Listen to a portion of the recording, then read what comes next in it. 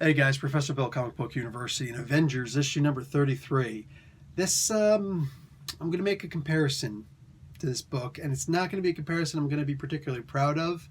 I'm going to say this was like eating sugary carbs.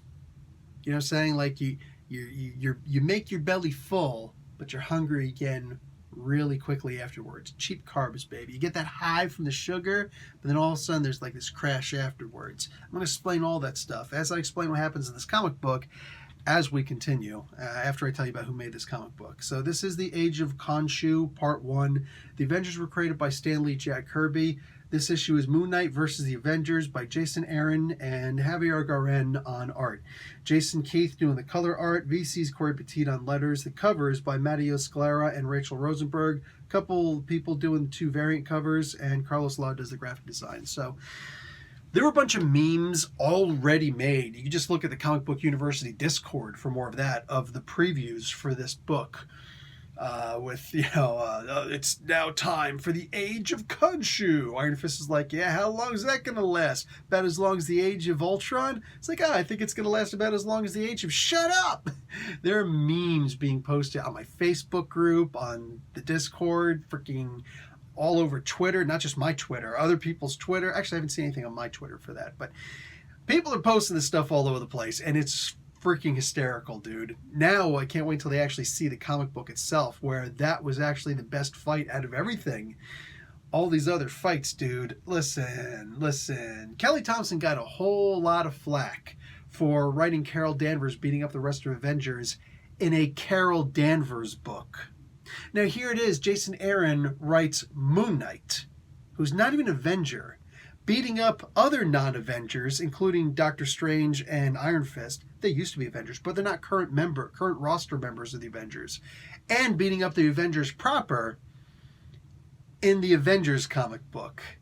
I'm sorry, Moon Knight. Yo, I loves me some Moon Knight. All right, I'll put my Moon Knight knowledge against your Moon Knight knowledge. I'll bet you I obliterate half of you, embarrass 80% of you, and just straight up shut down 90% of you. There might be 10% of you out there who'll just be like, aha, I know more about Moon Knight than you, in which case you win. You win. You know what I'm saying? You win the moon-shaped paperweight. I don't know what you'd win. You know what I'm saying? But like you would win. Okay, but like I know a lot about this character, and I love this character. But I also understand the place of this character. You remember how I would constantly make jokes about, not even jokes, I would constantly be upset about the Justice League, and there's going to be a lot of Justice League commentary in here. In the Justice League comic books, how Batman is like this super cosmic power dude who's like, back in Gotham in the Batman and Detective Comics comic books, he has a hard time going up against the Joker, the Riddler, the freaking Calendar Man. You know what I'm saying? He can't beat these guys up that easily, right? But when he's in a Justice League comic book or at a big event, all of a sudden, he's the guy who's figuring out how to freaking take down this, that, and the other thing. It's like, bruh, are we done yet? Are we done yet? Do we really need Batmandium in the freaking DC universe? Like, can we go home now? Because Batman's eventually going to go home, and once again, the Penguin is going to give him a damn hard time. Come on, man. You just got finished, killing Darkseid. You know what I'm saying? And then surviving life throughout time. You're, being every one of your ancestors, or at least 12 of them. And moving forward, like, come on, brah. I'm not here for this. All right? That's not what I'm here for. All right? Some of this stuff kills me, dude. Some of this stuff just straight burns me alive.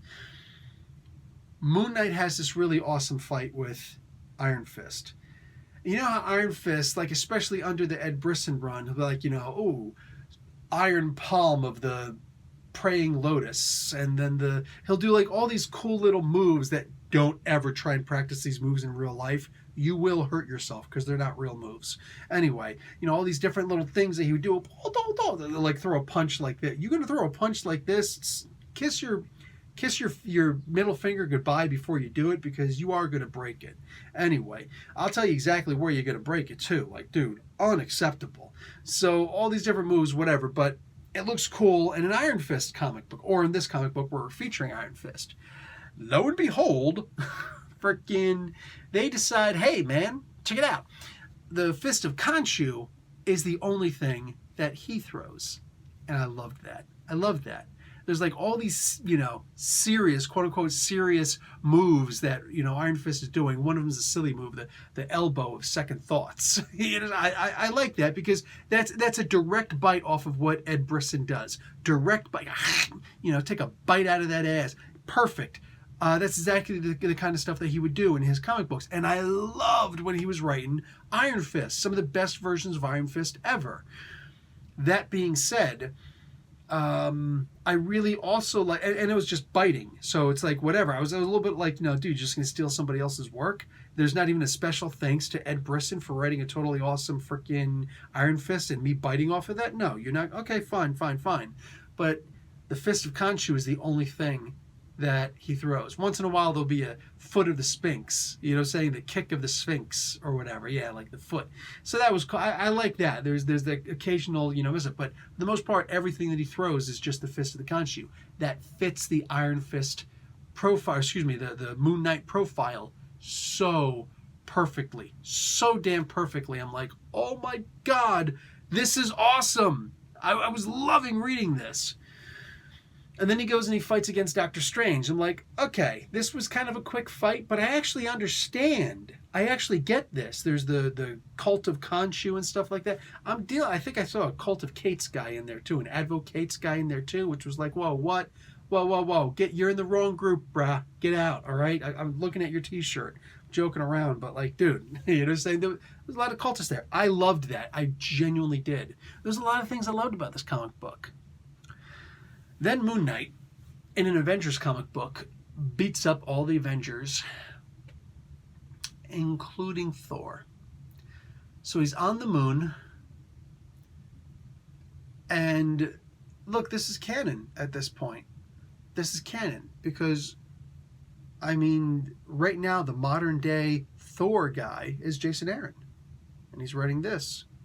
So it is now firmly established in canon. I can't argue this, that Moon Knight has the ability on a supermoon while he's on the moon to be able to control the moonstone that Uru was originally made of, including Mjolnir. He actually stopped Mjolnir. He's like, talk to the palm, mallet, and then had Mjolnir flying around smacking Thor in the face multiple times. Thor couldn't control the hammer. He's like, return to me, please. It wasn't. It was obeying only Khonshu. That's cute and all. That's cute. I'm sure that at some point, Kate's and Aaron are like, bosom buddies. These two, what I'm saying? Like, they're going to explain in each other's comic books. I'm positive of it. But like, come on, what are we looking at here? At this point, is the Avengers now just the slapstick humor comic book? Because if that's the case, tell me now so I can get off this train, right? This was just super freaking weird to me, man. How do you pull off something like this? Anyway, it's canon now, though, that Moon Knight does have the ability to control Mjolnir if he wants to, if there's just the right conditions of the moon. Whatever. I'm just going to move on from there. There's a lot of silliness in this comic book, There was some really great stuff, though, too. But like in one issue, he did what Carol Danvers took an arc to do, more than half an arc to do, and it wasn't as meaningful. It wasn't in Moon Knight's book. It was in an Avengers book where he beat up the Avengers. Carol at least did it in her own book, And what's more, like, some of these things, it just went so quickly, and it was just, some stuff was just so off the wall, absurd, unbelievable, which I guess makes sense for Moon Knight, but hey, whatever. Anyway, all things considered, there was just a lot of stuff that was just wrong in here from just a comic book standpoint. There was the moment here where, what's his name? Moon Knight, or actually Iron Fist goes and says, hey, Moon Knight, Mark Spector, right? Like, Moon Knight, you are Moon Knight, the Fist of Khonshu, right? I'm thinking, he knows him, so why would he say that? And I'm like, okay, maybe he's saying, because there's the mask and all that stuff, maybe saying you are him, right? Maybe that's what it was. But then later on, he goes and he acts like he's never met him before. It's like, it's a shame we never teamed up or anything like that. Surprising, right? And I bet you there's a bunch of people out there who haven't read too many comic books who are just, like, oh yeah, man, Oh, when you think about it, after all these years, they never teamed up. Isn't it the perfect team up? Who would up?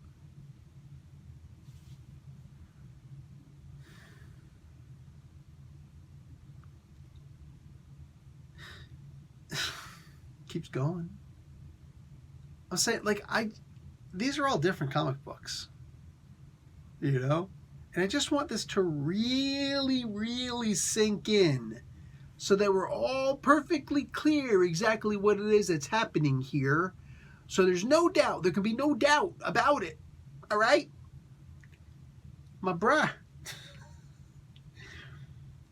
I can't even act like this dude doesn't know his comic books, because he does. But I mean, the proof is in the pudding, bruh. You're done. So, yeah, no, I can't. I'm just having too many hard times reading this book. Look, the Justice League book was a great book. And I've mentioned before that I had a private DM conversation with Scott Snyder about his Justice League title. I didn't ask him for an interview or anything like that. I don't know if he would have said yes. I don't really care. You know what I'm saying? It's not what I want. I like to give praise to people when I can give praise to these creators, but I couldn't praise this book. But I did at least understand from what he made clear, because I was a little bit rude in the review I did for the final issue of Justice League. And I explained that to him, and I apologized, and he accepted the apology. He understood. He's cool. He's genuinely cool people. But at least I understand where he was coming from in this regard. The Justice League book was a very convoluted book where there were a lot of things that were unresolved, and in the end, they actually wound up losing, which was really weird and beyond the pale for me, but it is what it is. But I've often made the comparison of this Avengers run with that Justice League run. And I feel like, similarly, there are too many unresolved issues. Look, if you put a gun to my head right now, or maybe if I put a gun to your head, if there was a gun to a head involved, and somebody were to say, hey, the person holding the gun, hey, I need you to name every single unresolved issue that has happened in the pages of the Avengers up to this date. Could you actually name them all? Gun to my head, I can think of the vampire thing, the Russia thing with the Winter, Guard. I can think of the Agent Coulson and the Squadron Supreme thing, which are technically two issues in and of themselves. Coulson is back, and Squadron Supreme. There's the Star Child thing. What else is there? Bang! Like that. I think that it's time to stop. Just stop. Because I understand, long gone are the days where I can open up any comic book from Marvel or DC, read the comic book and then put it down and be like, awesome. Because the story was concluded. Every issue was its own self-contained comic book. And yet they would still reference these comic books as the comic books continued. It was a great day. Then they're like, we can make more money from trade paperbacks. So, hey, let's make sure that all that story arcs are resolved in 6 issues, not just 1. Okay, I get it. But it seems like right now we're in the age where in comic books, more often than not, a story is resolved, possibly, in a run. In an entire run. The Batman thing never got resolved with Tom King. To this day, it hasn't been resolved. Like, it's supposed to be resolved in a brand new book. The Batman and Catwoman and stuff like that, because people were just like, dude, the sales... I know people have said it had nothing to do with the sales. I'm sorry, I looked at the sales figures, and yeah, it did. Yeah, it did. And if it didn't, then they're dumb for not recognizing that. Anyway, the Justice League book, none of that stuff really got resolved. Saying, or it did get resolved in a really horrible way, in my opinion. All due respect, just the way that it was resolved was kind of booty. And now this, There's plenty of other examples too. But I mean, for crying out loud, you can't even resolve a story arc. A story arc at this point is non-existent. There are no such thing as story arcs anymore. Not really. Because if you don't resolve the thing, by the time this Age of Khonshu thing shows up, I mean, nah, bro. No, it's time to finish this. It's time to stop making new storylines, new story arcs, and all this stuff. It's time to just stop that. Mr. Aaron, please, please listen to just a little bit of constructive criticism. Finish at least one arc before you go on to yet another one. We got so many unresolved issues in these issues that I'm starting to have issues. We got to address these issues. So look, again, this is the cheap carbs example of a comic book, in my opinion. It's just not living up to what it could, because I don't trust that there's going to be a really great ending where it's like, yes, because that didn't happen with his Thor. That didn't happen with his Thor. It ended and it's like, yay, we're going to go on and we're going to do the, it's going to split into multiple different books. It's going to split into a Loki book that somebody else is going to write.